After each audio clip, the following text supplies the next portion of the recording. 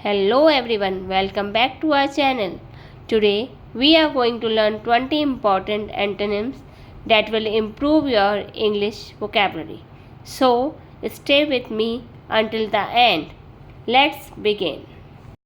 Hot, cold, big, small, happy, sad, day, night, good, bad, fast, slow, open, close, high, low, rich, poor, young, old, light, dark, strong, weak, easy, difficult, early, late, buy, sell, give, take, love, hate, clean, dirty, true, false, win, lose.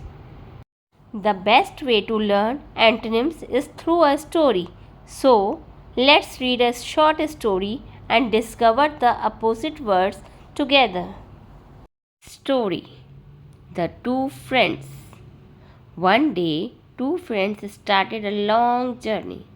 The weather was hot, but the river water was cold.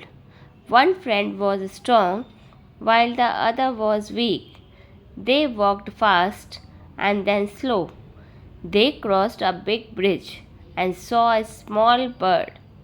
At the end of the day, they reached home happy, not sad. Opposite words in this story: long, short, hot, cold, strong, weak, fast, slow, big, small, happy, sad. I hope you learned some useful opposite words through this short story.